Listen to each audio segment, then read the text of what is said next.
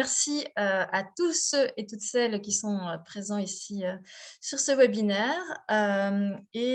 Pour commencer, je propose que justement ma collègue Fanny présente un petit peu le pourtour de ce webinaire. Agir en prévention, c'est quoi, Fanny? Donc, Agir en prévention, c'est une campagne qui vise à faire connaître les services, tous les services qui existent et qui agissent en prévention des consommations de drogue, etc.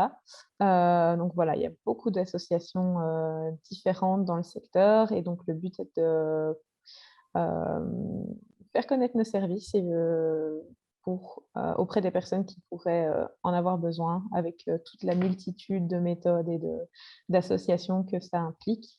Et donc, le but de ces webinaires, c'est de mettre ça en lien avec des gens qui ont déjà fait appel à certains de nos services de voir comment ça s'est passé, quelles sont les méthodes, qu'est-ce qu'on fait, comment on le fait, comment ça se traduit et comment, avec un peu de chance, ça peut éventuellement vous concerner.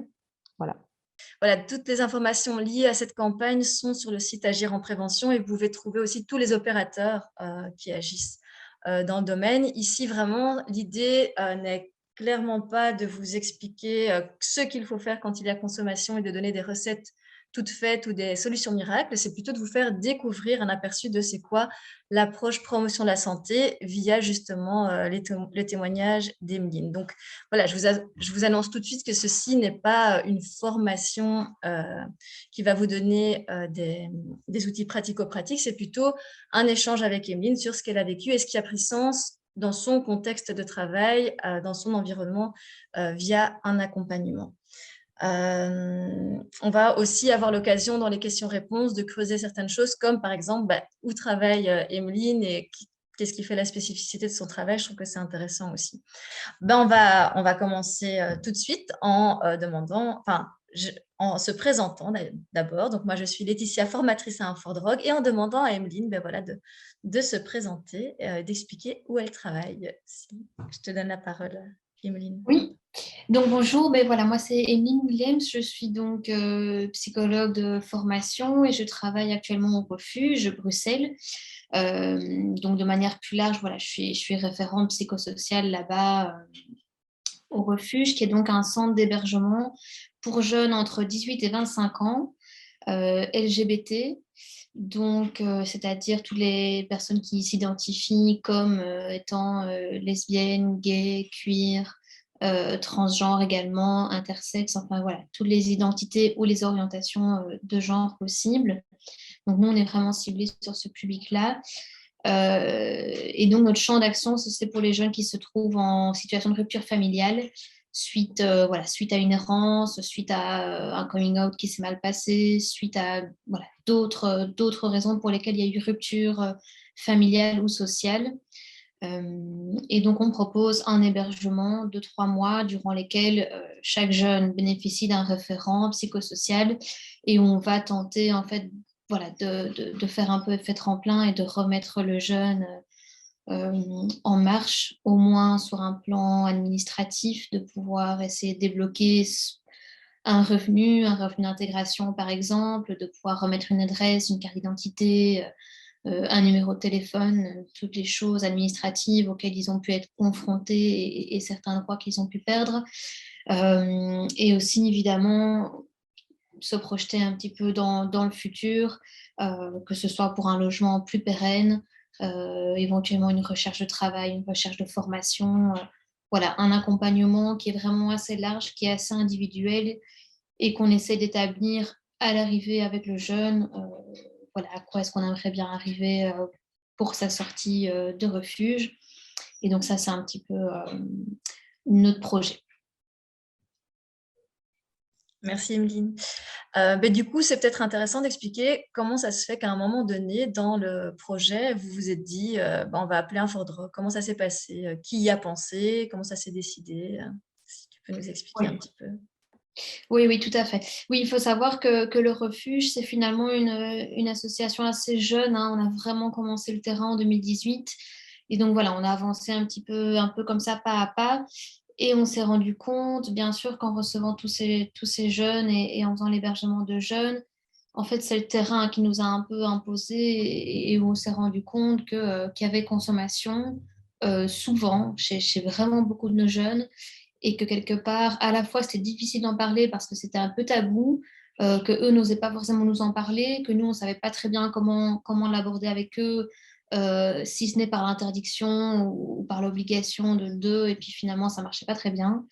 Et donc voilà, on avait vraiment le sentiment à la fois de reproduire un schéma et finalement d'être juste dans l'interdiction sans essayer de comprendre derrière. Et en même temps, notre cadre ne nous permettait pas à ce moment-là d'en discuter voilà, vraiment sans tabou. Et on avait l'impression qu'on frôlait en tout cas entre ce qui est légal, ce qui est permis, pas permis. Enfin, on ne savait pas très bien où se positionner par rapport à ça.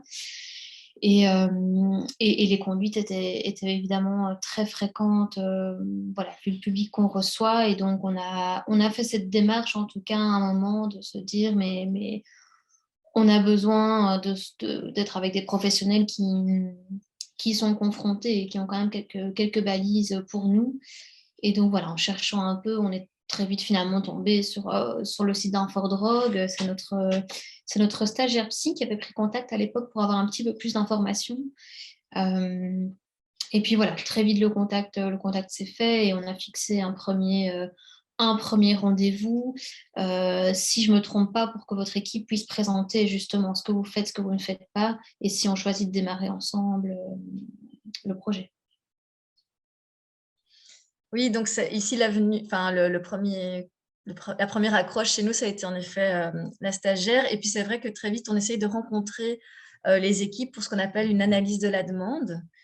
Et donc, en promotion de la santé, ce qui est intéressant, c'est de se dire que, comme je vous l'ai un peu annoncé, hein, il n'y a jamais de recette toute faite qui fonctionnerait pour tout le monde, avec tous les publics, dans tous les contextes. Et donc, pour nous, c'est très, très important de nous rendre sur place pour un peu comprendre le contexte que vous vivez et ce qui vous pose question. Et donc, c'est vrai que durant cette analyse de la demande, ce qui s'est passé, c'était beaucoup, qu'est-ce qui vous pose question? Qu'est-ce qui est difficile pour vous dans l'équipe? Qu'est-ce qui est déjà mis en place par rapport aux consommations? Et donc, c'est vrai qu'Emeline, comme tu expliquais, hein, ce que vous nous aviez ramené à l'époque, c'était c'est pas évident parce qu'on est dans l'interdiction totale et puis finalement, ça devient un tabou. Pour notre travail d'accompagnement, ça rend le travail plus compliqué. Et donc, cette première rencontre qui a duré quoi, 1h30, 2 heures, ce qu'on appelle l'analyse de la demande, c'est vraiment comprendre votre réalité, votre contexte de travail.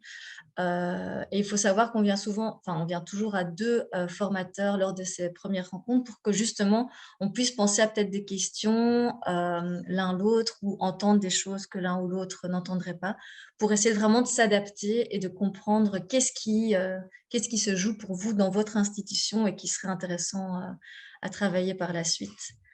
Voilà, donc ce qui a été fait aussi, c'était une présentation, comme dit Emeline, un petit peu de notre accompagnement. Et donc, on proposait 2 jours de formation.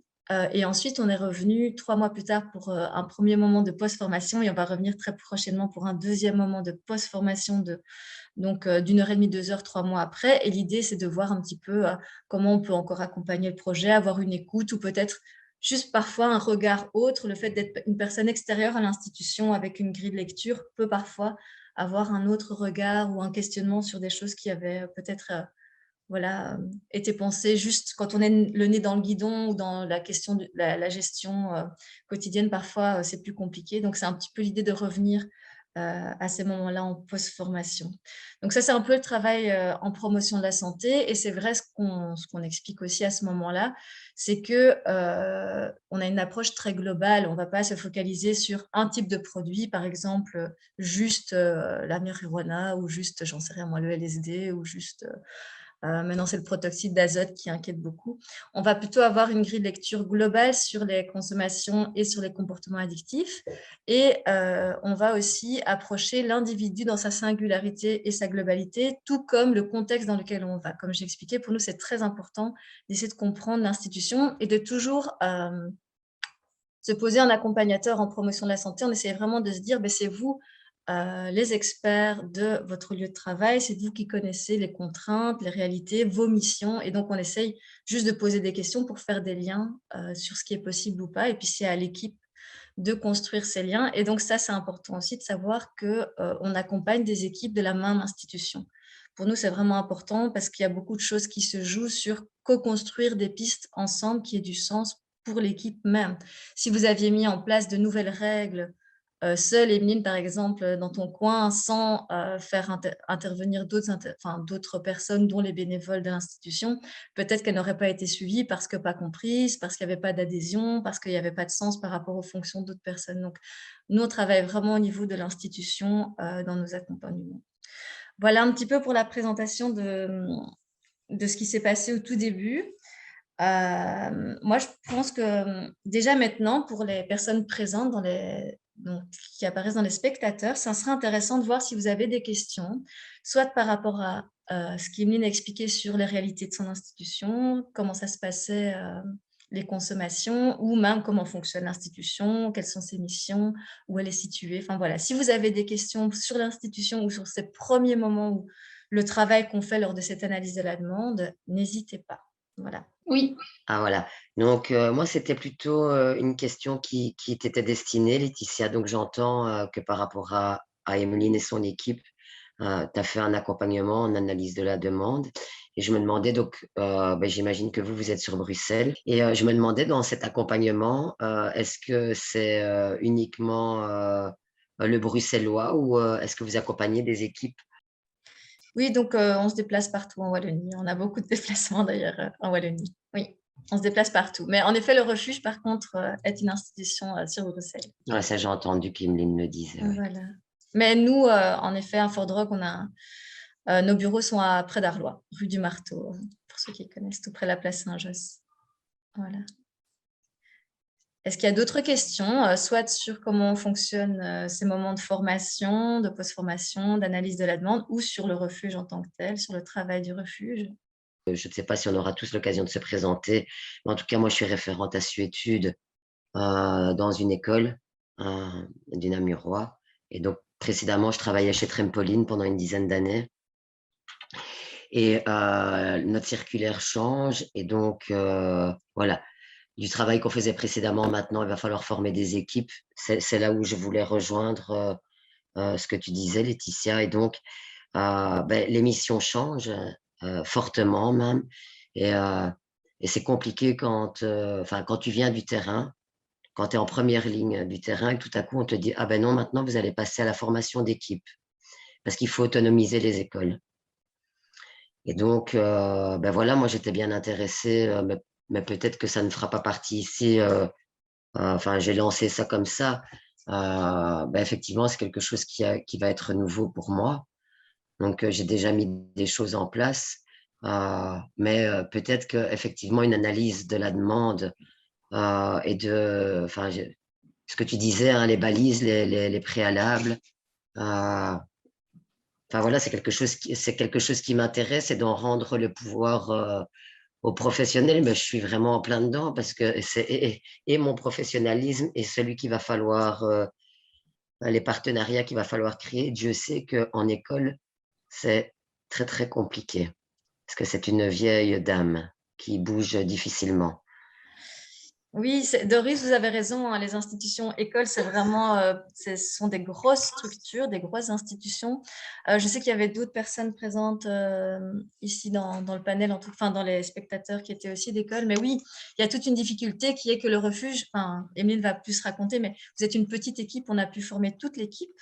L'enjeu dans les écoles, c'est qu'on ne peut pas former tout le personnel d'une école, et donc ça pose beaucoup de questions sur qui former, qui pour autonomiser, etc. Et donc, en effet, l'analyse de la demande est aussi un moment très, très important, et il arrive même qu'il faille en faire plusieurs dans les écoles, tellement ces structures sont complexes. Donc oui, votre position n'est pas évidente en tant que référente à Suétude, je me doute bien. Ça prend du temps, hein, ça prend du temps de trouver les ressources qui veulent agir ensemble au sein de l'institution pour que ça prenne vraiment au niveau institutionnel d'une école, quoi. Donc ça, c'est vraiment... c'est un autre enjeu. C'est intéressant ce que vous mettez en avant, parce que ce n'est pas les mêmes enjeux que, par exemple, au refuge. Les enjeux sont différents. Mais Emeline, une des questions, c'était aussi justement comment fonctionne le refuge. Peut-être expliquer votre équipe et comment... voilà, je vois ici Fanny. Peut-être on peut donner la parole à Fanny un petit peu. Doris, on peut aussi Mais par je la vois suite... que je vais peut-être enlever la parole à Doris si Oui, c'est... oui.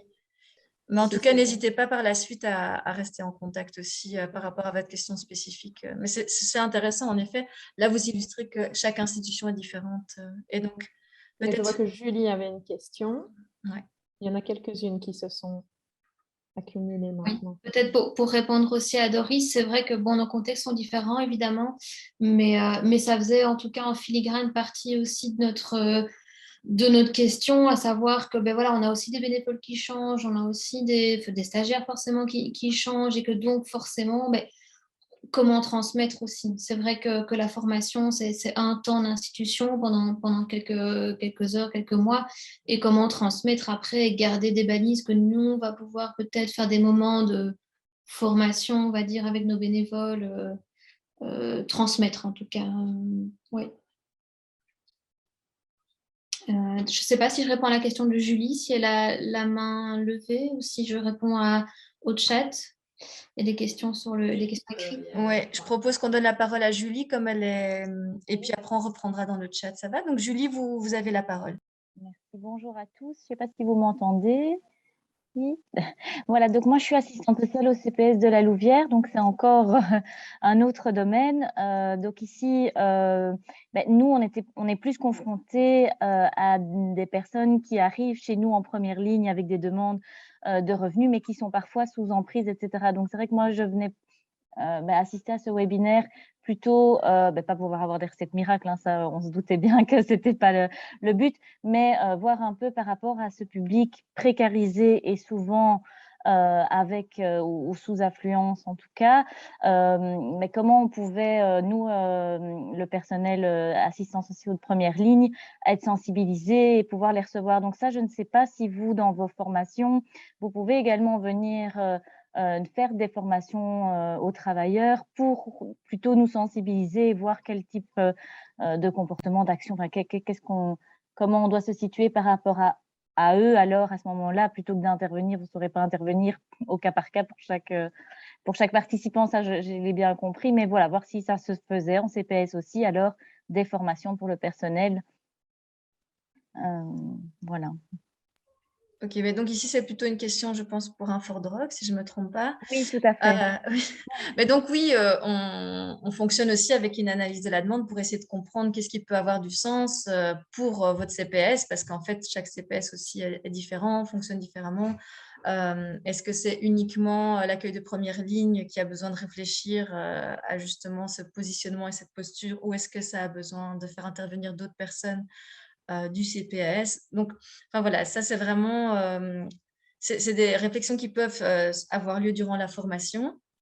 Mais enfin, voilà, elles vont être mises au travail différemment en fonction de ce qui ressort de l'analyse de la demande. Si vous voulez, on propose une grille de lecture, on travaille les représentations autour des consommations. On propose une grille de lecture et des outils pour la mettre en pratique, mais finalement, la mise en pratique va dépendre de vos missions, de vos fonctions et de vos réalités de travail. Donc oui, ça pourrait être envisageable en CPS, mais ce sera très, très différent, évidemment, comme travail, encore une fois, que Que de l'école l'hébergement. ou que le refuge. Oui. D'accord. En tout cas, je retiens quand même les coordonnées du refuge parce qu'on a de plus en plus aussi de jeunes démunis. Donc, à retenir, bonne adresse. Et il y avait une question pour le refuge, Fanny, dans le chat. Hein. Oui, tout à fait. Il y a Laurence qui a demandé comment fonctionne le refuge. Mais alors, c'est une question très large, peut-être si vous pouvez préciser dans le chat, mais en tout cas, du point de vue de l'équipe, sur vraiment le terrain, pour le moment, on est 3. C'est-à-dire qu'il y a moi-même, donc je suis psychologue, et ma collègue Sarah qui est éducatrice, et à 2, on est référente psychosociale, c'est-à-dire qu'on fait, dans les faits, on fait quand même un peu le même travail. Et alors, il y a un coordinateur social, donc qui est assistant social de formation. Voilà, le noyau, on est 3. Et alors, on a beaucoup de bénévoles qui nous aident avec plein de missions très différentes, qui est voilà, une équipe de bénévoles gérée par la coordinatrice des bénévoles. Et donc, la coordinatrice des bénévoles, elle, par contre, assiste aux réunions d'équipe toutes les semaines et fait vraiment le pont, en fait, entre toute l'équipe des bénévoles et entre les travailleurs. Et alors, évidemment, on est aidé de stagiaires psychologues et de stagiaires éducateurs de temps en temps, et un directeur qui supervise voilà, tout le côté plutôt administratif de la SBL, de l'institution. Voilà, je ne sais pas si ça répond à la question et peut-être je passe tout de suite à la deuxième question. En tout cas, non, les bénéficiaires ne doivent pas être de Bruxelles pour être hébergés. Voilà, il faut savoir qu'on accueille beaucoup de jeunes en errance, qui sont passés un petit peu à droite à gauche, qui sont en perte d'adresse.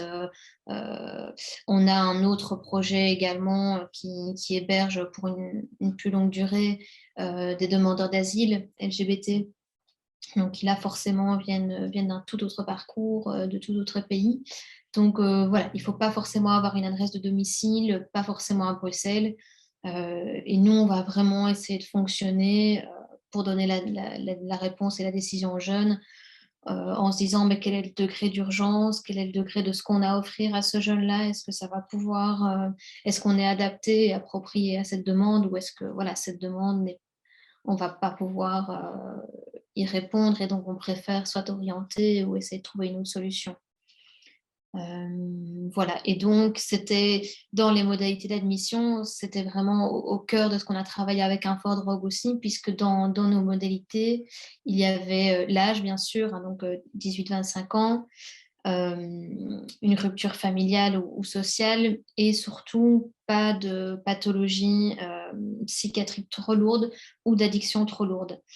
Et voilà, et donc on a vraiment pris le temps avec InfoDrogue de retravailler c'est quoi une addiction lourde, qu'est-ce que ça veut dire, qu'est-ce qui est lourd, pas lourd, grave, pas grave, enfin finalement, qu'est-ce qu'on avait mis derrière cette condition d'admission et est-ce que ça avait encore du sens pour nous finalement et voilà, comme disait madame un peu avant, évidemment, notre public, c'est des jeunes qui sont souvent très précarisés.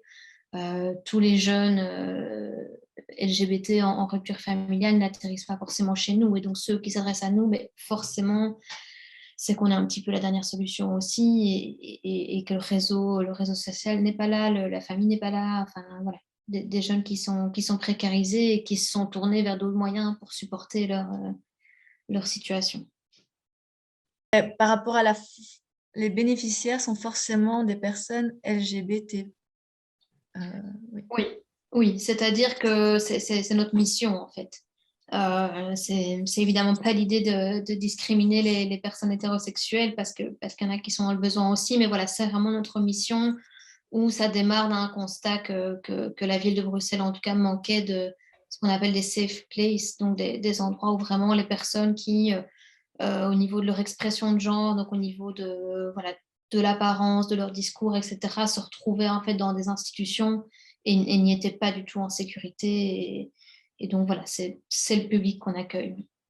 Je vois qu'il y a une question plus sur l'organisation de la formation. Disons que la formation, ça commence vraiment toujours par cette première rencontre qui est l'analyser la demande, essayer de comprendre un petit peu ce qui joue au sein de l'institution. Et puis après, les 2 jours de formation, l'idée, c'est d'abord faire tout un travail sur quelles sont nos représentations sur les drogues, parce qu'évidemment, on en a toutes et tous sur tous les sujets qui nous entourent. Et l'idée, c'est en équipe de faire une réflexion là-dessus, sur ces représentations autour des drogues. Ensuite, de proposer vraiment une définition, parce qu'il y en a plein aussi, sur c'est quoi une drogue, c'est quoi une dépendance, comment est-ce qu'on peut comprendre la fonction que peut avoir un comportement addictif ou une consommation dans un contexte précis et comment est-ce qu'on peut questionner ça pour pouvoir en équipe réfléchir à des pistes. Et donc, durant la formation, l'idée, c'est de mettre ça en pratique à travers des situations vécues par les équipes, des situations individuelles. Mais l'idée, c'est de travailler cette situation individuelle en équipe et de réfléchir en équipe, justement, pour pouvoir poser une hypothèse et des pistes de travail. Et puis, par la suite, on travaille aussi la prévention et qu'est-ce qui peut faire prévention au sein du collectif et au sein de l'institution. Donc, c'est chaque fois des petits sous-groupes de travail pour justement, encore une fois, c'est pas nous, InfoDrogue, qui allons dire c'est ça qu'il faut avoir comme règle d'admission, comme ROI, comme type de punition ou d'exclusion. Enfin voilà, c'est juste, on met en réflexion, on propose notre grille de lecture. Alors évidemment, InfoDrogue, l'idée c'est de donner la parole aux consommateurs, donc on va toujours essayer de parfois changer de lunettes lunettes et de regard pour avoir un petit peu qu'est-ce qui se joue là pour le consommateur, qu'est-ce qu'on pourrait mettre comme hypothèse. Nous, on va avoir un peu ce rôle-là aussi en tant qu'infodrogue, mais c'est les équipes voilà, qui mettent ça au travail. Et c'est vrai que suite aux 2 journées, évidemment, ça met en réflexion, mais on n'arrive pas non plus avec des solutions miracles toutes faites. C'est une réflexion qui a été mise en place et c'est des balises et c'est des choses qui changent au fur et à mesure. D'ailleurs, je me dis, ça peut être intéressant, Emeline, de dire peut-être qu'est-ce qu'il y a eu comme changement. Donc là, tu as un peu parlé des conditions d'admission. Qu'est-ce qu'on veut dire par dépendance ou pas? Pourquoi est-ce qu'on accepterait telle personne et pas telle personne? Est-ce qu'il y a eu d'autres choses qui ont été mises en mouvement pendant la formation ou suite à la formation par rapport à cette grille de lecture ou ce travail sur les représentations? Oui, oui, complètement. Je pense que d'ailleurs, c'est une des choses qui a beaucoup aidé, c'est de recréer par rapport à cette question une solidarité aussi, un chemin commun dans les membres de l'équipe. Parce que voilà, nous, on démarrait forcément, hein, tu l'as dit, chacun avec ses conceptions de base, en fonction de plein de choses. Et quelque part, on pouvait, voilà, sur le plan personnel, avoir des idées par rapport aux consommations, mais pas forcément arriver à les transmettre en réunion d'équipe parce que certaines autres personnes sont peut-être plus réfractaires ou ont peut-être leurs préjugés par rapport à ça. Et où finalement, on tombe vite sur, mais non, voilà, c'est illégal, on va pas discuter de ça, c'est interdit, point. Et où finalement, on se dit, mais est-ce qu'il n'y a pas quand même une fonction derrière, quelque chose qui se joue pour ce jeune-là? Et donc, je pense que tout l'intérêt de la formation est de vraiment prendre un grand moment pour vraiment se dire, OK, c'est quoi une addiction? C'est quoi la consommation? À quelle consommation vous pensez quand vous pensez drogue? Et élargir finalement très, très fort un petit peu le champ. Je pense que ça a permis de recréer une solidarité parce qu'on voilà, tout le monde se pose la question et on se dit, c'est vrai, un jeune qui va consommer plein de médicaments toute la journée, finalement, on va rien dire. Voilà, c'est tout à fait permis quelque part. Et puis, un jeune qui fume des joints le soir, là, par contre, on le met dans le règlement d'ordre intérieur et on l'interdit. Enfin, est-ce que ça a vraiment du sens de faire ça? Et ça a vraiment été un travail à la fois de déconstruction presque personnelle chacun et en même temps créer une solidarité par rapport à tout ça.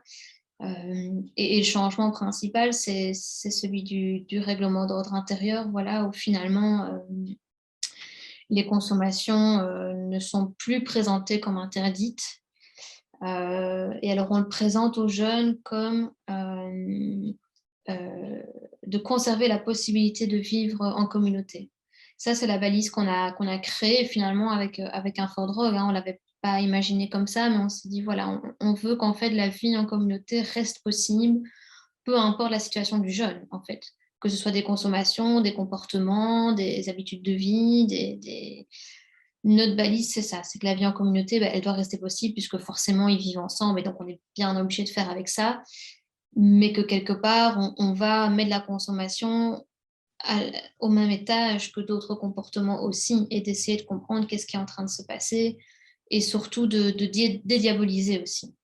D'enlever ce côté vraiment drogue, mais comme on peut un peu l'entendre, avec tous les signaux rouges autour, mais de vraiment essayer de comprendre.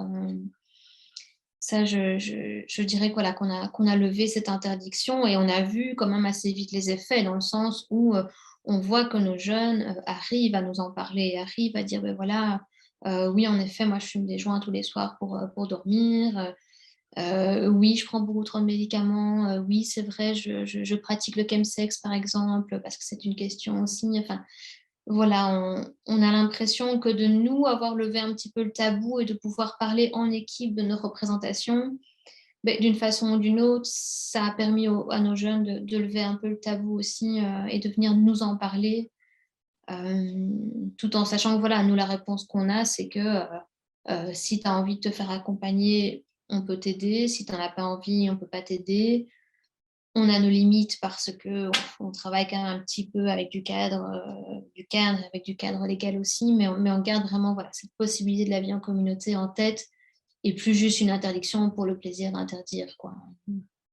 Je vois là, il y a une question. Abordez-vous également d'autres aspects d'études, alcool, médicaments, réseaux sociaux, écran? On en a un petit peu parlé. Hein. L'idée, oui, c'est ça. C'est qu'on a vraiment une approche globale et donc, voilà, on a parfois une sollicitation pour quelqu'un qui fume des cigarettes en maison de repos ou quelqu'un qui... Enfin, c'est vraiment très, très varié. Donc, la demande initiale, elle est souvent très spécifique, mais on se rend compte que ça touche en fait à plein d'autres choses au sein de l'institution. Et donc, on essaye d'ouvrir un peu la réflexion et de ne pas se concentrer sur un type voilà, de produit ou un type de comportement. Voilà. Mais c'est vrai que c'est souvent la porte d'entrée, quoi. Souvent, les gens nous appellent chez Infodrogue parce que ce qui pose question, c'est un produit ou un comportement. Parfois, c'est ben voilà, Doris qui travaille en école, c'est la question des écrans dans les écoles. On est parfois sollicité par rapport à ça aussi. Ça va vraiment dépendre. Donc, souvent, c'est un peu l'accroche, enfin, la raison pour laquelle les personnes font appel à nous. Et finalement, on essaye, nous, de donner une grille de lecture qui va au-delà de juste le produit, ou juste le comportement, mais justement, comme disait Emeline, un peu qu'est-ce qui se joue pour la personne, comment renouer du dialogue, comprendre, continuer ses propres missions, en fait, parce que on a à chaque fois des missions différentes en fonction du contexte et en fonction du travail de chacun, chacune. Voilà. Ok, mais du coup, Emeline, je trouvais aussi intéressant ce que tu disais par rapport à comment est-ce qu'on peut en parler ou pas, quand c'est tabou ou pas tabou. C'était aussi dans le lien social que vous aviez parfois un petit peu qui était mis à mal parce qu'il y avait consommation. Est-ce que tu as un exemple qui te vient en tête justement sur ce lien social? Comment est-ce que, enfin, voilà, comment est-ce qu'il a pu être renoué justement avec des personnes où on était juste finalement dans l'interdiction et on n'arrivait plus à avoir enfin, vous pouviez plus faire vos missions d'accueil finalement? Oui, oui, complètement. Mais déjà, et puis ça reprend aussi ce que disait notre personne tout à l'heure, des jeunes qui arrivent en ayant consommé, en fait, que ce soit un entretien social, par exemple, un entretien avec l'équipe, et où là, à ce moment-là, on se retrouve un peu démunis, on ne sait plus très bien quelle réponse adopter. Est-ce qu'il faut le souligner sur le moment ou pas? Enfin, et je pense que ça, voilà, le fait de vraiment y réfléchir pendant cette formation, mais de justement pas avoir juste des clés toutes faites, mais de pouvoir dire, mais mettons la réflexion au travail. Je pense que ça nous permet individuellement, avec chaque jeune, de pouvoir se poser la question et se dire, bah, à ce moment-là, c'est intéressant d'en parler avec lui. À ce moment-là, on pense que c'est plutôt à lui de venir vers nous et quand il sera prêt, il le fera. Ou bien on tend une petite perche, on verra s'il l'apprend. Enfin, ça, c'est vraiment, voilà, c'est vraiment quelque chose sur lequel on a gagné en flexibilité, je trouve. Et on arrive à laisser du temps aux bénéficiaires, là où avant, c'était quelque part une tentation, quoi, tout de suite d'être dans la réprimande ou en tout cas dire c'est pas bon pour toi. Donc voilà, est-ce qu'on a un exemple concret? Ben, on avait en tout cas un jeune qu'on avait travaillé d'ailleurs en formation, qui était consommateur. Donc pour lui, c'était énormément de médicaments et cocaïne, marijuana également, chemsex, enfin voilà, c'était un peu lourd. Et où finalement, voilà, j'ai l'impression que finalement, on a pu recréer du lien de confiance autour de la consommation. Et quand il a rechuté, il arrive à nous le dire. Ça prend un peu de temps, mais il arrive à nous le dire et on a pu le mettre en confiance sur le fait que nous partager ce problème-là ne voulait pas dire exclusion, rupture de contrat, exclusion et c'est dehors. Et donc finalement, je pense que d'avoir pu recréer ce lien de confiance avec lui, il sait maintenant que c'est deux choses séparées, qu'il y a voilà, le respect des règlements, du règlement d'ordre intérieur et son hébergement, et qu'il y a sa situation sociale, de bien-être aussi, et que nous, on est aussi là pour écouter ça et qu'on peut en parler, que les rechutes arrivent et qu'il peut, sans honte et sans peur d'être exclu, nous en parler.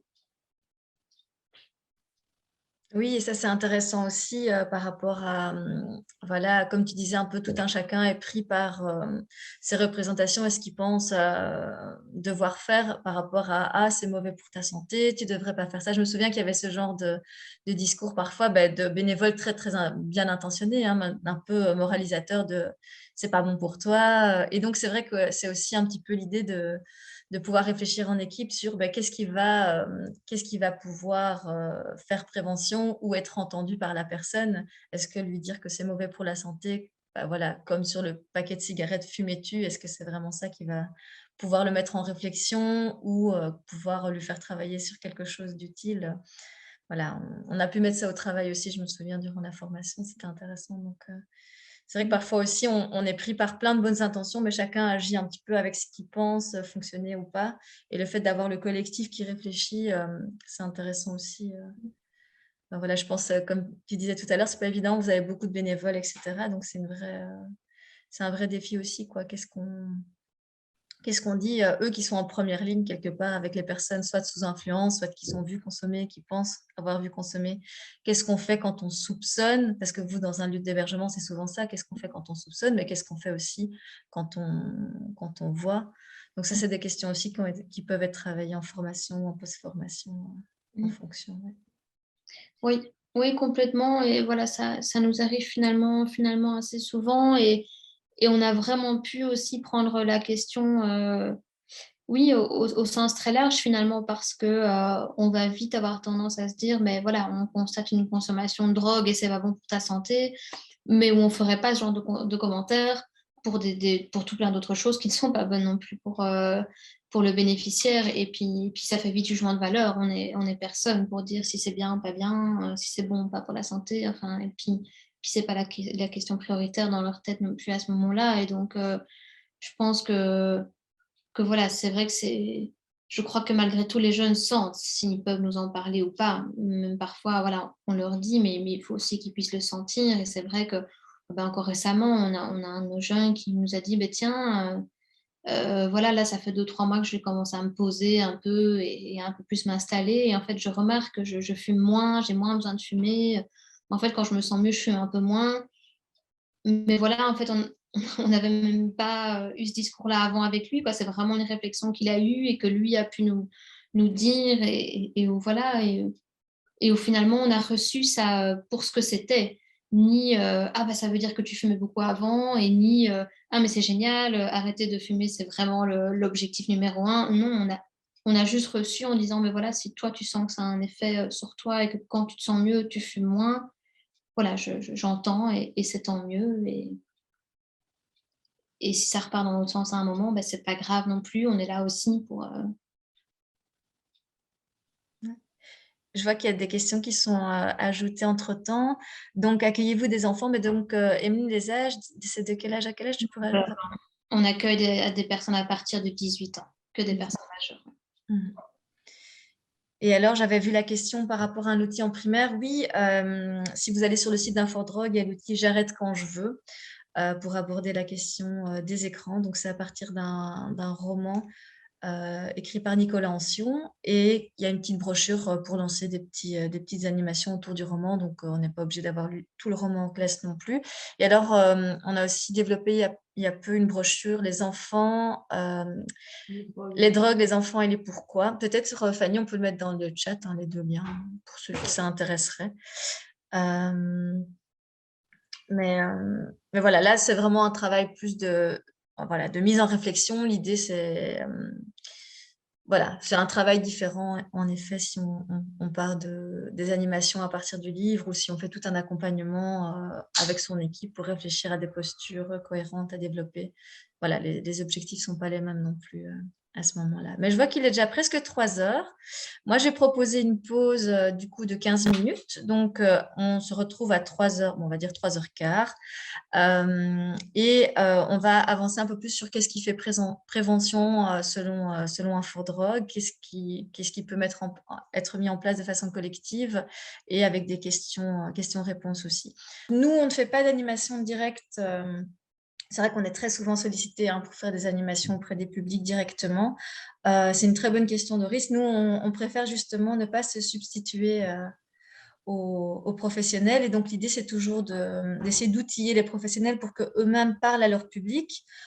Pourquoi? Pour différentes raisons. Dans un premier temps, voilà, le sujet drogue, ça peut parfois fasciner. Et donc, Infodrogue qui viendrait parler dans les classes, ça pourrait voilà, fasciner certains publics, mais pas spécialement mettre en réflexion. Et nous, on trouve que c'est plus intéressant de mettre en réflexion sur voilà, quelles sont les motivations à consommer, pourquoi est-ce qu'à certains moments, certaines personnes consomment et pas à d'autres, pourquoi est-ce qu'on va aller vers tel type de consommation à ce moment-là. Et donc, si on met les personnes en réflexion, déjà, c'est beaucoup plus difficile pour nous en tant qu'extérieurs de susciter cette réflexion chez les publics parce qu'on ne les connaît pas, il n'y a pas de lien de confiance, il n'y a pas un espace qui va fonctionner tel quel parce qu'on est ces extérieurs info-drogue, et surtout, il n'y aura pas de suivi non plus. Qu'est-ce qui va suivre de cette mise en réflexion? Nous, on ne va pas pouvoir être présent auprès de chaque public, enfin chaque jeune, par exemple, dans une école, parce que c'était Doris. C'est plus intéressant que ce soit des personnes qui puissent après continuer à mettre le jeune en réflexion, continuer à poser des questions et continuer cet accompagnement. Donc, nous, on ne fait pas d'animation directement, on préfère outiller les professionnels qui ont ce contact avec ce public et surtout ce suivi, cette relation de confiance. Et alors, je vois qu'il y avait une autre question plus en lien avec le refuge. Oui, l'approche, est-ce qu'on a des consommateurs qui ne veulent pas parler de leur addiction donc au refuge?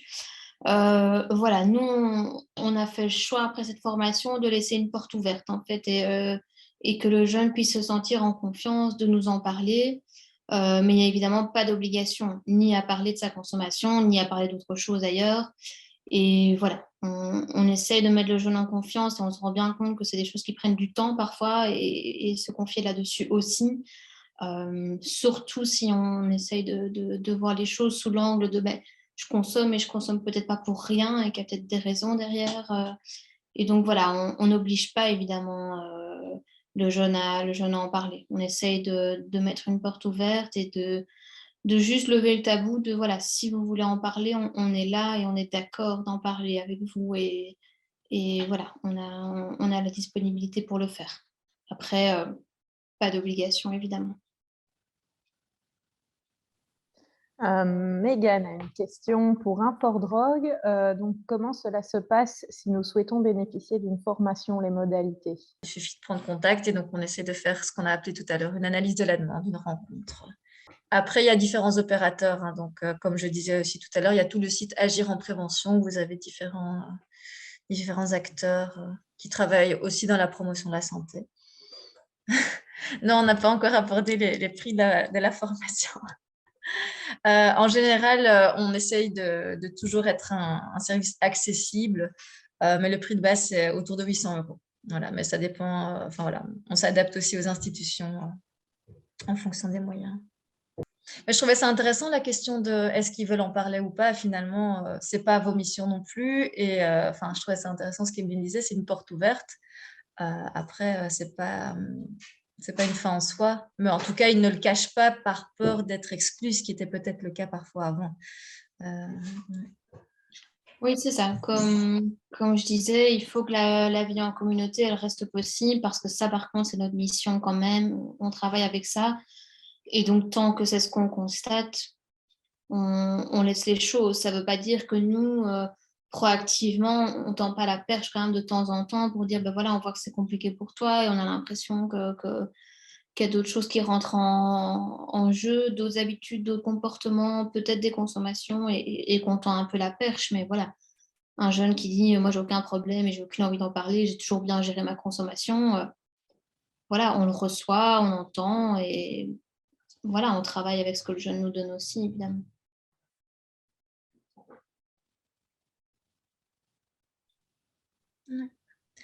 Mais c'est sûr que c'est toute une question aussi qui est travaillée en formation. Et ben voilà, qu'est-ce qui fait qu'à un moment, on parle de quelque chose ou pas? À quel moment est-ce que la consommation est vécue comme un problème ou pas par la personne? Pourquoi est-ce qu'elle en parlerait si pour elle, c'est une solution à quelque chose? Si ça lui permet de dormir et que c'est justement sa solution pour dormir et qu'on vient en lui disant « tu as un problème », où se situe le problème pour chacun? C'est intéressant aussi de se dire, ben voilà, c'est intéressant de parler de quoi ici? De parler... Ah voilà, je vois dans le chat les informations. Mais donc, voilà, c'est aussi comment entrer en contact, comment comprendre qu'est-ce qui pose problème pour qui. Et voilà, est-ce que c'est un but en soi de parler de ce qui peut... Souvent, il y a des choses qui posent problème à nous en tant que professionnels parce que ça nous met face à un sentiment d'impuissance, de peur, un sentiment d'urgence. Mais parfois, ce n'est pas ce qui se joue pour la personne qui consomme. Donc, voilà, c'est toujours intéressant de se poser la question, qu'est-ce qui se joue pour la personne qui consomme? Oui, et je crois que finalement, de prendre un peu de recul par rapport à tout ça et se dire, on n'est personne finalement pour juger que si on ne dort pas, c'est beaucoup mieux de prendre un somnifère que de fumer un joint. C'est beaucoup mieux de faire ceci plutôt que de se tourner vers une consommation. Enfin, voilà, finalement, c'est vrai que si on part du principe que la personne, ben, là-dedans, elle a trouvé sa solution, et voilà, que la solution, c'est toujours un peu un compromis entre plein de choses, mais voilà, c'est pas le but de lui retirer, évidemment, et de la retrouver encore plus démunie, finalement, parce qu'on a mis l'interdiction et le tabou dessus. Donc ça, je pense que ça nous a vraiment fait du bien de remettre ça au centre du débat et d'enlever voilà, le côté dramatique et le côté « mais qu'est-ce qui va arriver si on laisse la situation se poursuivre ?»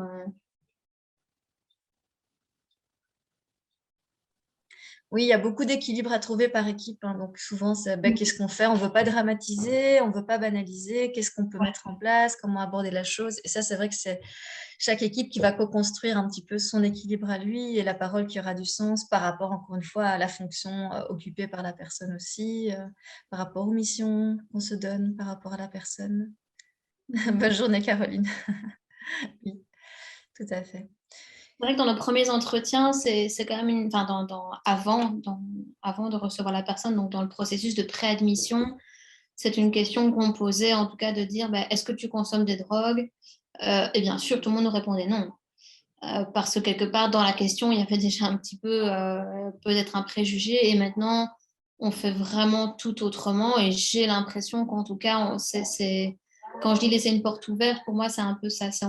On dit par exemple, j'ai dit, ben voilà, au niveau de ta consommation d'alcool, tu penses que ça en est où pour toi? Au niveau de ta consommation de médicaments, au niveau de ta consommation du cannabis. Et en fait, je passe un petit peu comme ça, étape par étape, et j'ai l'impression qu'avec le jeune, il y a une facilité. En fait, ils se disent, OK, en fait, ils n'ont pas peur des mots, ils n'ont pas peur de prononcer le mot cannabis, le mot cocaïne, le mot... Enfin, c'est bête, mais juste d'enlever le mot les drogues et de passer à d'autres mots et de dire les choses, ni plus ni moins pour ce qu'elles sont, en fait. Et que j'ai l'impression, en tout cas, que ça a donné un peu une porte ouverte à certains jeunes de dire, ben ça non, ça oui, effectivement, ça j'ai arrêté, mais avant il y avait... voilà, que ça donne déjà c'est OK, en fait, tu peux le dire, quoi.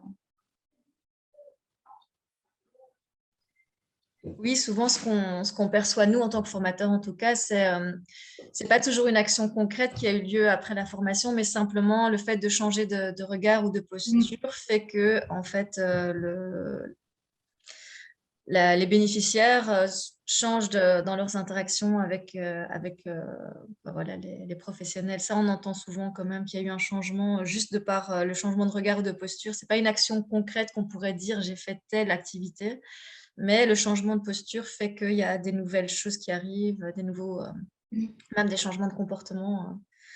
Enfin voilà, ce qui nous revient parfois, c'est aussi, voilà, maintenant en fait qu'on l'aborde comme ça, il y a même plus d'agressivité autour de cette question-là. Alors qu'avant, c'était le sujet super tendu qui ramenait des comportements très agressifs. Ben là, ça a tout à fait changé la donne. Ce changement de regard ou de posture qui peut paraître tout simple, mais qui n'est pas si facile à intégrer pour une équipe. C'est pour ça qu'elle doit être co-construite en équipe aussi. Ouais. Mais quelque chose que vous connaissez peut-être déjà dans le groupe, je vais poser une question. Est-ce qu'il y en a qui connaissent la définition de la santé? Parce qu'on parlait un peu de qu'est-ce qui fait du bien ou pas, c'est quoi qu'est-ce qui est une solution ou pas. Mais ça me fait penser un peu à cette notion de la santé. C'est quoi? Voilà. Selon vous, c'est quoi la santé? Donc, je lance la question au groupe. C'est quoi la santé selon l'Organisation mondiale de la santé ou selon vous? Vous pouvez mettre dans le chat. Hein. Allez-y, c'est un petit quiz. Il y en a qui vont aller faire un copier-coller sur Google, ce sera plus facile.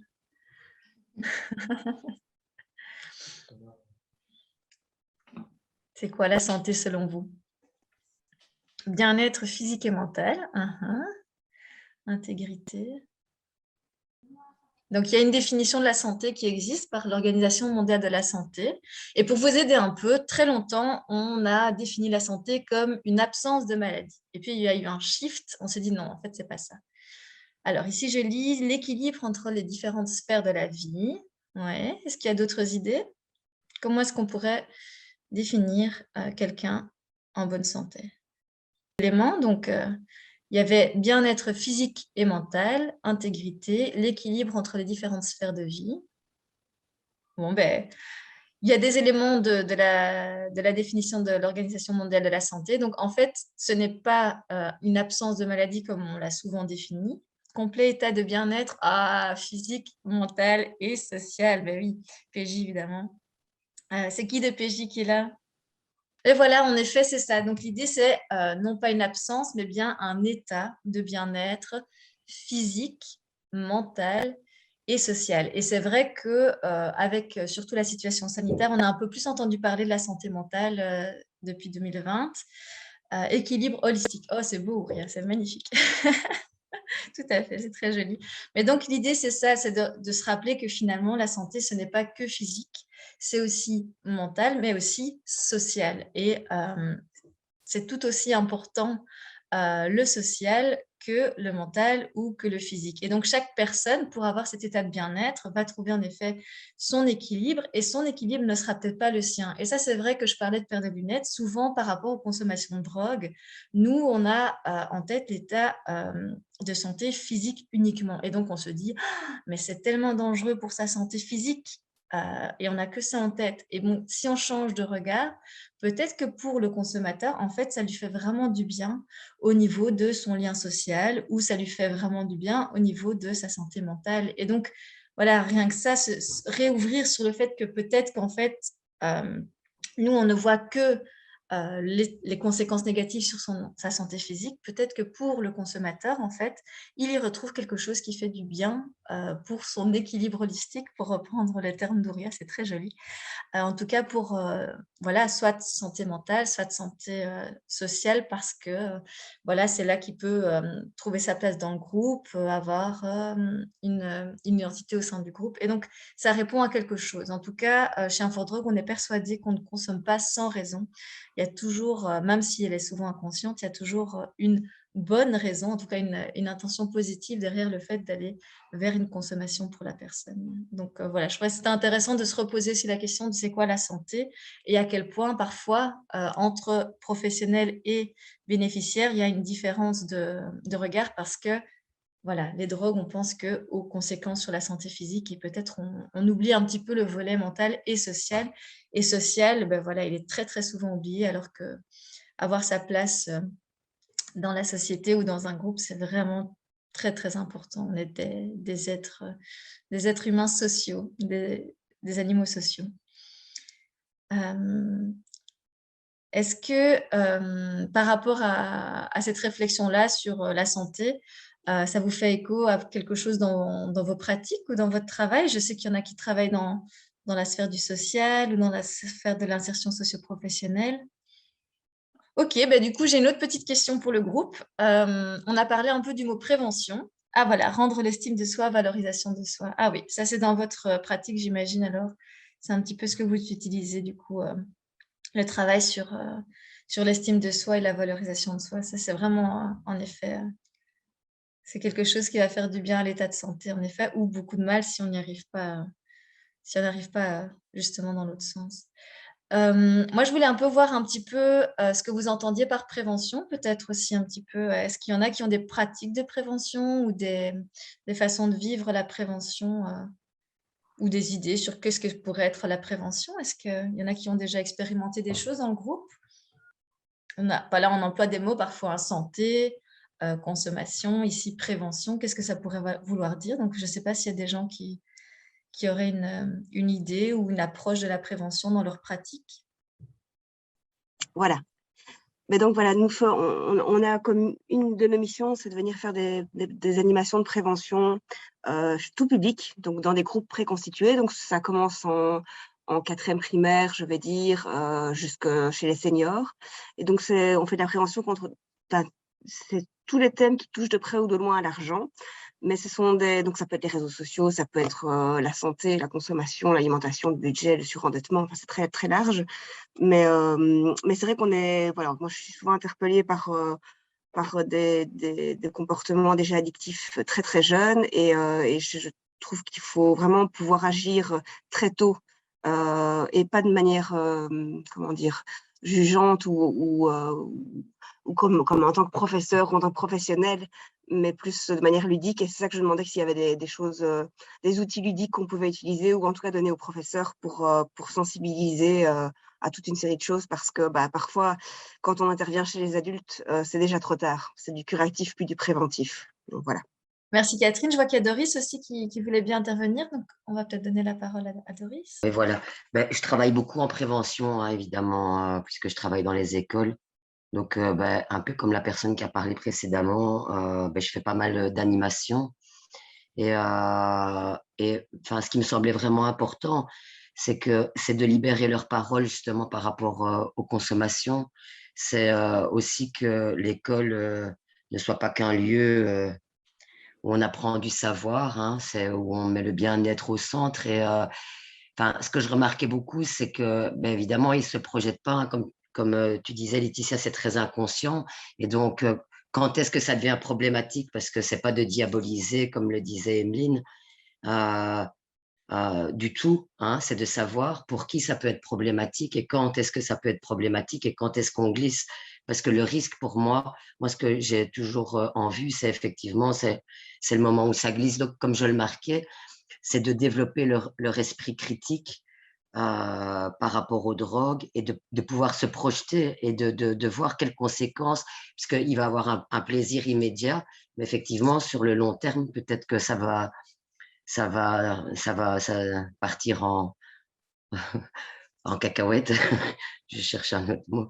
Et aussi, ce que vous disiez précédemment, c'est la fonction des produits, puisqu'ils remplissent quand même des fonctions dont ils ne sont pas conscients. Et s'il y a eu des traumatismes enfin, effectivement, là, ça risque de prendre un petit peu plus d'ampleur et c'est de pouvoir les mettre en garde quand ça devient vraiment trop prégnant, pour ne pas qu'il leur arrive des bricoles, et essayer d'avoir des adultes relais qui leur donnent la main et qui les écoutent dans ce qu'ils sont en train de traverser, de pourquoi ils sont en train de le traverser. Parce que nous, on travaille aussi en individuel, on a cette double casquette, et donc de la prévention, on peut les prendre après en individuel, au besoin, quoi. J'entends plus. Voilà, pardon. Je vois, enfin, j'ai vu une question. Donc, Doris, vous êtes référente à Suétude et c'est simplement qu'on me demande un peu la fonction aussi de Catherine Batten. Et donc, Catherine était médiatrice de dette, enfin, travaille dans la médiation de dette dans le Namurois. Est-ce que c'est correct, Catherine? Ou vous pouvez peut-être réécrire dans le chat simplement votre fonction exacte pour tout le monde, parce que c'était une question d'Anne. Enfin, voilà, j'espère que j'ai répondu à cette question-là. Mais donc, on voit que la prévention, elle peut être vécue très différemment par différents acteurs. Hein. Oui, agents de prévention dans un centre de référence en médiation d'aide, voilà, dans la province de Namur. Ouais. Est-ce qu'il y en a d'autres qui ont d'autres expériences en ce qu'ils entendent par prévention dans leur travail, qui veulent bien partager? Ok, voilà, juste pour ouvrir, enfin, il y a plein de façons de faire, d'entendre le mot prévention ou de comprendre le mot prévention. Nous, ce qu'on propose un petit peu chez Infodrug, c'est d'essayer de toujours réfléchir aux causes, aux motivations qui viennent pour aller vers une consommation. Et à partir de cette compréhension sur les motivations à consommer, on va faire de la prévention pour répondre à ces motivations. Donc, pour nous, ce qui va être préventif, c'est de soutenir les besoins des publics et donc répondre, si vous voulez, autrement que par la consommation aux besoins du public. Et donc, voilà, je vois qu'il y a encore Anne. Ah ben voilà, moi. Donc Anne, vous travaillez également dans la prévention, dans les groupes d'appui de prévention et surendettement. Donc voilà, c'est assez lié en effet. Voilà. Mais voilà, donc il y a vraiment plusieurs opérateurs en prévention, plusieurs façons de comprendre la chose. Et ce que j'entendais aussi un petit peu, c'est ce que nous, on appelle la promotion de la santé, c'est-à-dire comment est-ce qu'on peut aussi réfléchir, mettre les jeunes en réflexion. Vous parliez de développement d'esprit critique. Voilà, comment est-ce qu'on peut travailler aussi sur la conscientisation de choses qu'on fait sans réfléchir. Hein. Souvent, on consomme sans réfléchir, mais on consomme tous les jours hein, sans beaucoup réfléchir. Et donc, ça, c'est plutôt un travail de promotion de la santé qui va être de justement permettre de développer des réflexions sur qu'est-ce qu'on consomme, pourquoi est-ce qu'on consomme, ça répond à quel besoin. Et donc, cette mise en réflexion, ça, c'est vraiment un travail de promotion de la santé qui est évidemment, selon nous, très éducatif, donc qui a toute sa place aussi dans les écoles, hein, comme disait Doris, ben voilà, mettre les jeunes en réflexion, qu'est-ce qui se passe pour moi à ce moment-là, et ne pas développer que des savoirs froids, mais aussi des savoir-faire, des savoir-être. Donc ça, c'est de la promotion de la santé, et pour nous, ça va évidemment aussi être très intéressant à développer. Mais peut-être, Emeline, par rapport à ces questions-là, est-ce que toi, tu as envie de rebondir par rapport à ta pratique ou de choses que tu as vues, entendues? En tout cas, je pense que ce qui est important, c'est que nous, on essaye maintenant de réouvrir le champ des possibles aussi pour les jeunes qui viennent nous parler d'une dépendance ou d'une autre d'ailleurs. Mais j'aimais bien la façon dont vous le présentiez pendant la formation, de dire finalement, l'aspect de dépendance, c'est uniquement quand la personne, en fait, n'a pas d'autre solution et que c'est devenu la seule solution pour cette personne-là.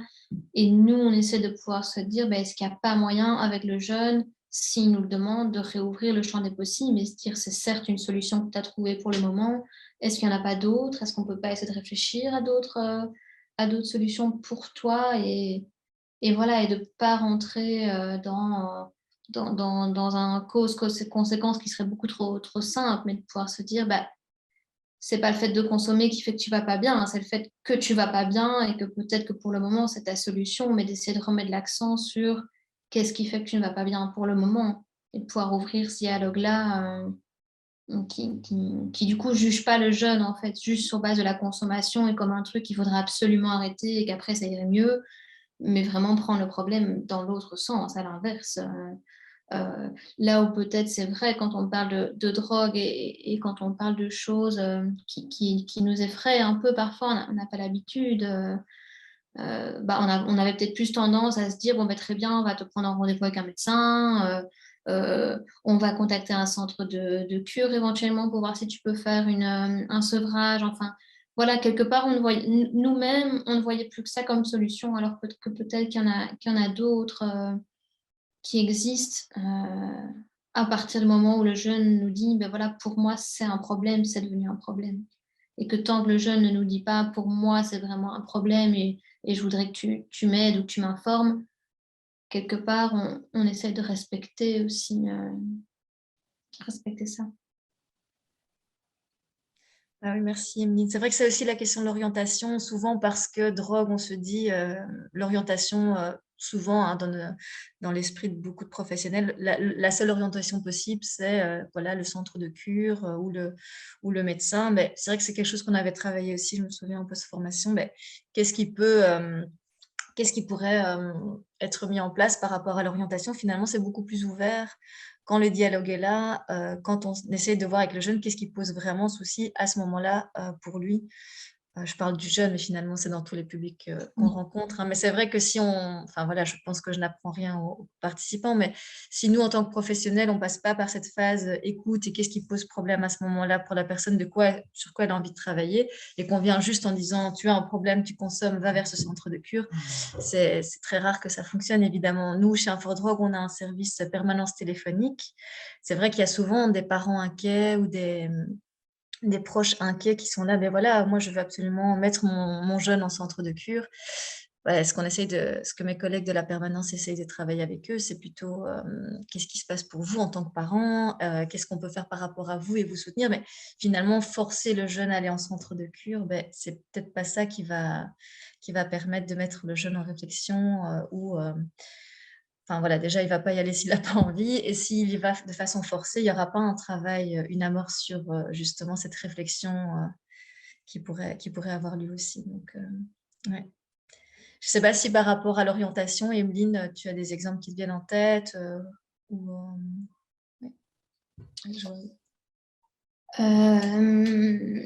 En tout cas, c'est pas, on essaie de ne plus s'y accrocher comme un petit peu une bouée de secours et de finalement dire ah mais tu me parles de ce problème, mais ça c'est pas moi qui vais gérer, c'est quelqu'un d'autre, c'est un médecin, c'est un centre de cure, et de se sentir investi quand le jeune vient nous en parler aussi. C'est-à-dire de ne pas céder à la panique, de ne pas se dire il faut absolument régler le problème et en tout cas c'est pas chez moi, c'est chez quelqu'un d'autre, mais se dire bon très bien, le jeune m'a fait confiance. en nous en parlant, en m'en parlant, qu'est-ce qu'on fait, comment est-ce qu'on peut essayer de réfléchir avec le jeune sur ce qui se passe et pas tout de suite essayer justement de référer et d'orienter et finalement pour nous presque faire comme si le problème n'existait pas ou qu'en tout cas il existe ailleurs en dehors de nos murs mais que c'est pas chez nous. Après voilà, il faut pouvoir avoir l'infrastructure, le temps, le dispositif humain pour le faire aussi. On n'a pas toujours l'occasion de se mettre dans cette réflexion-là avec nos jeunes, pas en tout cas de manière tout à fait voilà, très régulière, etc. Mais en tout cas, une première porte ouverte et de plutôt se dire, c'est le signe d'un problème et comment tu as envie qu'on essaie de t'accompagner dans ton mal-être plutôt en tout cas et de ne pas focaliser sur justement la partie un peu immergée de l'iceberg et sur le problème, quoi. Et donc voilà, je pense qu'on est moins là-dedans, qu'on est moins dans tiens, on va tout de suite référer, orienter. Voilà, sauf si à nouveau c'est la volonté du jeune et que vraiment le jeune nous dit voilà, moi j'ai confiance au médical et je veux passer par là. Bon voilà, on les laisse libres de leur choix aussi, hein, évidemment, hein. Il y a des jeunes qui vont être plus sensibles à de l'information pratico-pratique, technique. Il y a des jeunes qui veulent vraiment en fait, se déposer, beaucoup parler et finalement on voit les effets sur la consommation. Il y a des jeunes qui vont réagir encore différemment. Enfin, voilà. Mais de les amener en réflexion et oui, pas de se dire ah mais c'est parce que tu as été mal influencé ou parce que tu as des amis qui consomment ou parce que... Et c'est plus compliqué que ça en fait. Est-ce qu'il y a encore des questions par rapport à cette mise en réflexion donc, ou cette distinction peut-être entre prévention, promotion de la santé, différentes approches?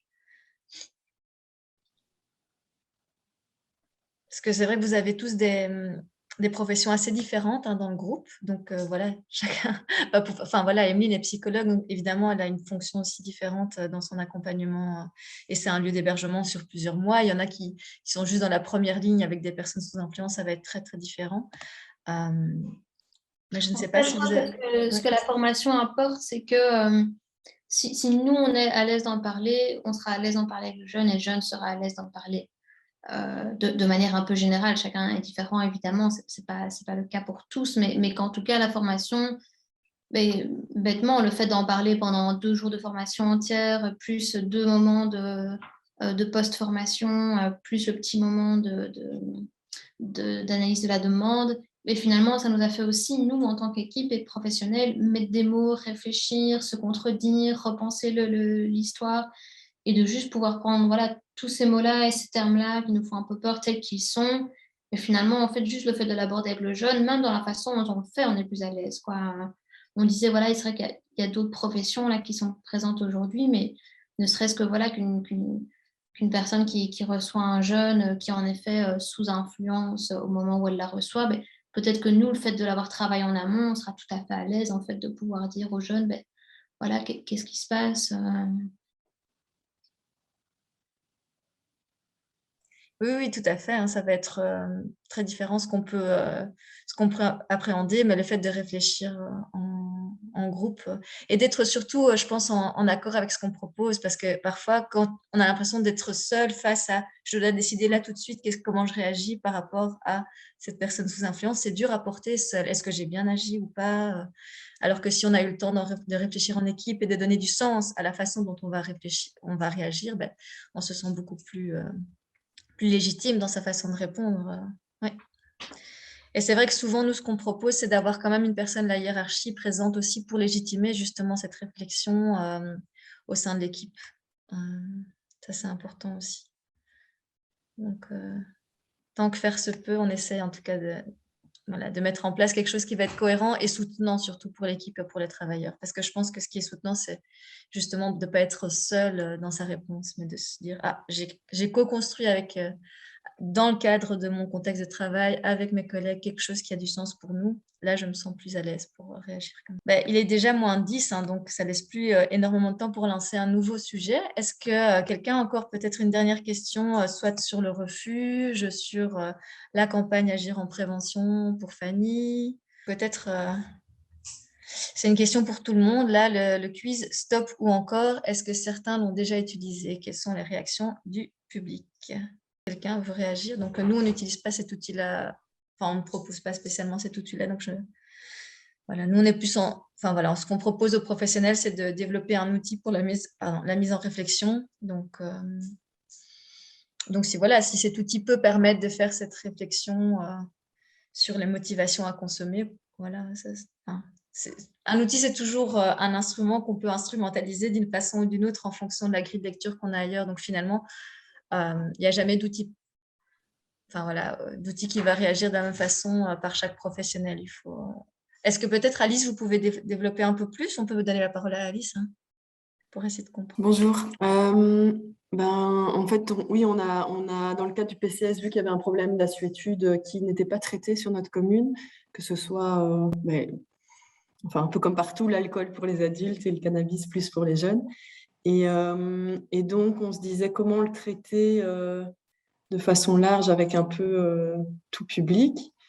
Et donc, on se disait pourquoi pas utiliser ce quiz-là, soit en le partageant sur Internet, soit en tenant des stands lors des fêtes de quartier ou des choses comme ça. Mais voilà, on est juste à l'état de questionnement sur qu'est-ce qu'on pourrait faire, comment on va le faire, etc. Et donc, Alice, vous pouvez un peu développer, donc, dans le cadre du PCS, donc vous êtes avec qui sur ce projet de prévention du coup? Pardon, j'ai pas entendu? Vous travaillez avec qui sur ce projet Donc, c'est avec le PCS de la commune de Chastres. Et donc, on a autant des jeunes que des adultes. C'est juste tous les habitants, quoi. Ok. Et donc, vous les touchez à différents moments et pas toujours avec le même groupe, quoi. Donc, moi, dans le travail de rue, je constate plusieurs problèmes. Au CPS, ils font les mêmes observations. Il y a aussi l'AMO qui fait un peu le même genre d'observation, mais on n'a pas vraiment on a l'impression de ne pas avoir une réponse concertée et d'agir vraiment sur la question. On est plutôt passif. Et donc, on se disait, voilà, comment l'aborder, mais de façon effectivement pas stigmatisante, sans jugement, mais peut-être permettre à chacun de faire un bilan sur où est-ce qu'il en est. Et donc, le quiz permet de voir si, par rapport à différents types d'assuétude, est-ce qu'on se situe à un niveau 1, 2, 3 ou 4, et simplement pour que les gens se disent, ben voilà, est-ce que ma consommation me pose problème ou pose problème de manière générale, mais voilà. Je ne sais pas du tout si on va l'utiliser ou pas, c'était juste une idée dont on a déjà parlé en équipe. Ok, ce qui est intéressant, je pense, c'est surtout de creuser un petit peu qu'est-ce qui pose souci ou pas pour les différents intervenants, parce qu'à mon avis, vous, en tant qu'éducatrice de rue, vous n'avez peut-être pas les mêmes questionnements que d'autres acteurs que vous avez cités. Donc, voilà, essayez de voir un petit peu quels objectifs vous pourriez avoir en commun par rapport à ça, parce qu'ils sont peut-être pas exactement les mêmes.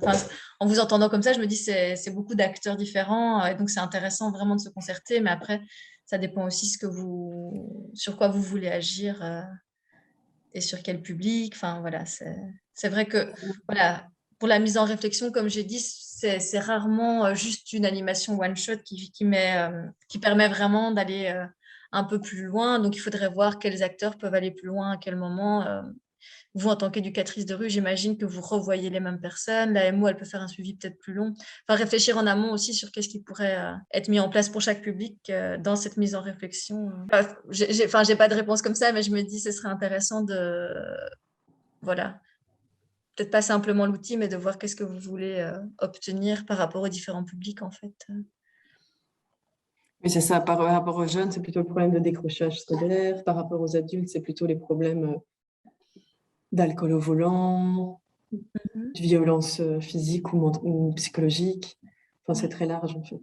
Ouais. C'est super intéressant, mais du coup, c'est vrai que c'est peut-être pas un outil qui va répondre à toutes ces différentes questions. Qu'est-ce qui fait qu'on se raccroche ou pas? C'est vrai que nous, on questionne un petit peu ce lien qu'on fait parfois entre décrochage et consommation. Voilà, en se posant un peu la question, comme disait Emeline, parfois, est-ce que la consommation, c'est pas le symptôme d'autre chose? Et donc, est-ce que finalement, c'est d'abord le décrochage ou d'abord la consommation, et qu'est-ce qui est vraiment problématique pour la personne à ce moment-là? C'est plutôt ça qui est intéressant à questionner. Mais en tout cas, voilà, je trouve que ce qui est intéressant, Alice, c'est que vous êtes déjà en lien entre différents acteurs et que vous pouvez peut-être un petit peu, comme vous disiez, réfléchir à qu'est-ce qui a déjà été mis en place pour ces différents publics et qu'est-ce que vous avez comme objectif pour ces différents publics, parce que j'imagine que voilà, ce n'est pas les mêmes objectifs du coup. pour les différents exemples ici, ben voilà, c'est vrai que malheureusement, il n'y a pas d'outil qui peut mettre en réflexion tous les publics de la même façon sur tout ce qui pose souci pour eux, quoi. Oui, c'est ça. Pour nous, le but, c'est plutôt d'ouvrir la discussion et de voir un peu qu'est-ce qu'il y a derrière, qu'est-ce que les gens utilisent déjà comme service d'aide ou qu'est-ce qui leur manque. Ou... Voilà. Ben voilà, ben je peux pas, je connais pas je connais pas cet outil tel quel, donc voilà. Merci beaucoup. Nous, on a des cartes avec vrai ou faux aussi. Je sais que certaines personnes, dans certains contextes, l'utilisent aussi dans des groupes de parole, mais sur des idées reçues autour des consommations. Et donc, c'est plutôt un échange autour d'idées reçues autour des consommations qui existent. Mais encore une fois, c'est comment utiliser l'outil et qu'est-ce qu'on veut en faire après, quoi. Mais, donc, dans l'idée de mettre en réflexion, nous, c'est vrai qu'on a ces cartes sur les idées reçues et sur est-ce que c'est vrai ou est-ce que c'est faux, cette idée reçue-là. Mais le stop ou encore, voilà. Moi, je ne connais pas et j'ai l'impression que dans le groupe, malheureusement, personne ne connaissait non plus. Peut-être demander à d'autres personnes qui l'auraient utilisé dans les autres services qui vous l'ont recommandé. Alice, je ne sais pas si vous avez... Ah, son problème. Ok. Problème sur l'ordinateur, ok. Ben voilà, Alice va s'en aller, mais de toute façon, il est déjà l'heure. Donc, moi, je voulais remercier tout le monde. Apparemment, ce n'est pas évident de se connecter. Donc, un grand merci d'avoir fait cet effort-là. Un grand merci d'être resté aussi jusqu'au bout, tous ceux qui sont restés. Et surtout, un grand merci à Emeline pour son temps. C'était vraiment intéressant de t'entendre.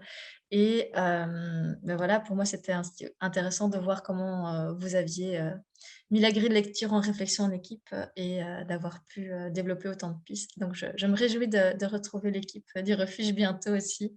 Au revoir à tout le monde, une bonne après-midi, une bonne fin de semaine.